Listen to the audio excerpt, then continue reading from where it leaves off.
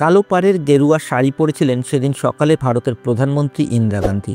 31 October 1984। বুধবার সকালটা ছিল আর 5টা ব্যস্ত দিনের মতোই। একটি তথ্যচিত্রের ব্যাপারে সকাল 9:30টায় আইরিশ অ্যাক্টর এবং জার্নালিস্ট পিটার উস্টিনভের সঙ্গে ইন্দিরা গান্ধীর 1 ঘন্টার একটা সাক্ষাৎকার হওয়ার কথা ছিল এক আকবর রোডে প্রধানমন্ত্রীর অফিসে। অফিসটি ইন্দিরা গান্ধীর বাসভবন এক সফদরজং রোড থেকে মাত্র 50 মিটার দূরে। তাই 9:20-তে ইন্দিরা পায়ে হেঁটেই রওনা দিলেন অফিসের দিকে। বাড়ি থেকে 2 পা দূরে অফিসে যাচ্ছেন বলে সেদিন আর বুলেট প্রুফ জ্যাকেটও পরেননি তিনি। তাছাড়া আশেপাশে তো সবই পরিচিত মানুষ, সেখানে তিনি সম্পূর্ণ সুরক্ষিত, এমনটাই ভেবেছিলেন ইন্দিরা। হেঁটে অফিসে যাওয়ার সময় প্রধানমন্ত্রীর সঙ্গে ছিল তার personal secretary R K. Dhawan, personal security officer Rameshwar Dayal, বাড়ির দীর্ঘদিনের পুরনো পরিচারক নাথুরাম এবং রোদ থেকে বাঁচাতে প্রধানমন্ত্রীর মাথায় ছাতা হাতে কনস্টেবল নারায়ণ সিং। একজন পুরনো পরিচারক হাতে করে একটি টি-সেট নিয়ে যাচ্ছিল অফিসে অপেক্ষারত আইরিশ অতিথির আপ্যায়নের জন্য। তবে এত বড় দেশের ব্যস্ত প্রধানমন্ত্রীর তীক্ষ্ণ নজর ছিল সব দিকেই। হেঁটে যেতে যেতে চোখে পড়তেই ইন্দিরা পরিচারককে বলেন সেই টি-সেটটি বদলে অন্য একটি টি-সেট নিয়ে যেতে, এটা তার পছন্দ হয়নি। বাড়ি থেকে অফিস যাওয়ার পথে ঠিক মাঝামাঝি জায়গায় একটা ছোট্ট গেট ছিল, সেখানে বন্দুক হাতে পাহারায় দাঁড়িয়েছিল বিরেন সিং এবং সতওয়ান্ত সিং। পিএম স্পেশাল সিকিউরিটি গার্ডের অন্তর্গত বিরেন সিং গত 10 বছর থেকে প্রধানমন্ত্রীর সুরক্ষায় নিয়োজিত ছিল। এমনকি প্রধানমন্ত্রী ইন্দিরা গান্ধীর প্রিয় পাত্র হওয়ায় বেশ কয়েকবার তার বিদেশ সফরেও সঙ্গী হয়ে গিয়েছিল বিরেন সিং পিএমের পার্সোনাল সিকিউরিটি গার্ড হিসাবে।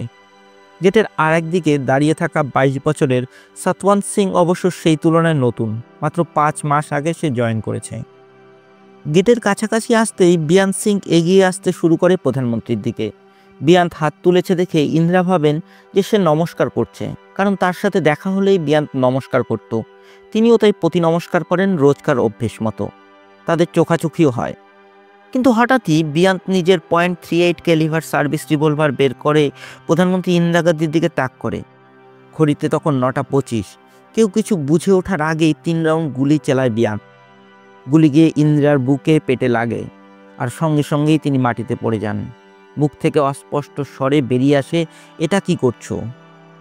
বিরেন সতওয়ান্তের দিকে তাকিয়ে চিৎকার করে বলে ওঠে, গুলি চালা। সতওয়ান্ত এতক্ষণ হতচকিত হয়ে থমকে দাঁড়িয়েছিল। বিরেনের চিৎকারে তার হুঁশ ফেরে। সঙ্গে সঙ্গে সে তার ক্যালিভার বন্দুক মাটিতে লুটিয়ে থাকা প্রধানমন্ত্রীর দিকে তাক করে অনবরত গুলি করতে থাকে। 30টির বেশি বুলেট তার বন্দুক থেকে ইন্দিরা গান্ধীর দিকে ছুটে যায়। সিকিউরিটি অফিসার রামেশ্বর দয়াল এগিয়ে এলে তার পায়েও গুলি লাগে। অল্প দূরেই প্রধানমন্ত্রীর অফিস থেকে পুলিশ অফিসার দীনেশ কুমার ভাট ছুটে বেরিয়ে আসেন গুলির আওয়াজ শুনে। বিরেন ও সতওয়ান্ত হাতের বন্দুক ফেলে হাত উপরে তুলে স্যারেন্ডার করে বলে, আমাদের যা করার ছিল আমরা করেছি, এখন তোমাদের যা করার তা কর। আর এর সঙ্গেই পূর্ণ হয় অপারেশন ব্লু স্টারের প্রতিশোধ। 1947-এ ভারত ভাগ ও স্বাধীন হওয়ার পর থেকেই দেশের অভ্যন্তরের নানা অঞ্চলে বিচ্ছিন্নতাবাদী মনোভাব দেখা যায়। দেশের বিভিন্ন অঞ্চলের মানুষ কেউ ধর্মের ভিত্তিতে, কেউ বা ভাষার ভিত্তিতে, কেউ আবার সংস্কৃতি ও এথনিসিটির ভিত্তিতে আলাদা রাজ্য, এমনকি স্বতন্ত্র রাষ্ট্রের দাবিতেও আন্দোলনরত হয়ে ওঠে। এমনই একটা আন্দোলন ছিল খালিস্তানি আন্দোলন, যাতে ভারত ও পাকিস্তানের পাঞ্জাব অঞ্চলকে একত্রিত করে একটা আলাদা শিখ রাষ্ট্র গঠনের দাবি জানানো হয়। পাঞ্জাবের আঞ্চলিক রাজনৈতিক দল আকালি দলও এই দাবির সমর্থক ছিল।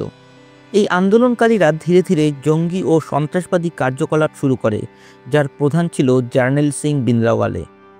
এরা পাঞ্জাবে অনেক হিন্দুদের হত্যা করে একটা আতঙ্কের পরিবেশ তৈরি করে, যাতে হিন্দুরা সেখান থেকে পালিয়ে যায় এবং শুধু শিখ ধর্মের মানুষই সেখানে থাকেন।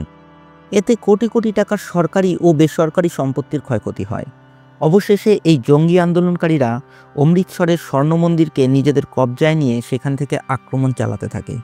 1983-র 15 ডিসেম্বর ভিন্দ্রাওয়ালে তার সশস্ত্র দল নিয়ে স্বর্ণ মন্দিরের আকাল তাখ্ত কবজা করে। তারা ভেবেছিল ভারত সরকার শিখদের পবিত্র স্বর্ণ মন্দিরের ভিতরে প্রবেশ করে আন্দোলন দমনের চেষ্টা করবে না। হাজার হাজার ভয়ানক আগ্নেয়াস্ত্রের গুদাম হয়ে ওঠে স্বর্ণ মন্দির। ভারত সরকার অনেক চেষ্টা করে এই সমস্যার সমাধানের, কিন্তু ব্যর্থ হয়। সাংবাদিক সতীশ জেকবকে ভিন্দ্রাওয়ালে বলেছিল যে পাকিস্তান তাকে এই আন্দোলনে অস্ত্র দিয়ে সাহায্য করছে, আর ভারতের বিশাল পুলিশ বা সেনাবাহিনীর সাথে যদি তারা পেরে না ওঠে, তাহলে স্বর্ণ মন্দিরের কাছেই কিছু চাষের ক্ষেত পেরোলেই পাকিস্তান। তাই এক্ষেত্রে সে পাকিস্তানে পালিয়ে যাবে। স্বর্ণ মন্দিরের ভিতরে শুধু মেশিন গানই নয়, বোম ও রকেট লঞ্চার নিয়ে বসেছিলেন ভিন্দ্রাওয়ালে। অবশেষে 1 জুন 1984-তে ভারতীয় সেনাবাহিনী স্বর্ণ মন্দিরকে জঙ্গি মুক্ত করে। মন্দিরের অনেক ক্ষয়ক্ষতি হয় এবং ভিন্দ্রাওয়ালে মারা যায়। স্বর্ণ মন্দিরে সেনা অভিযানের এই সিদ্ধান্ত নিয়েছিলেন ভারতের তৎকালীন প্রধানমন্ত্রী ইন্দিরা গান্ধী, যদিও এর জন্য তিনি অনেক সমালোচিতও হন। কিন্তু এই কঠিন সিদ্ধান্ত নিয়ে তিনি ভারতের অভ্যন্তরে খালিস্তানি আন্দোলনকে অনেকটাই দমন করতে সক্ষম হন। উল্টো দিকে আবার অনেক শিখ ধর্মের মানুষ তার উপর ক্ষুব্ধ হন।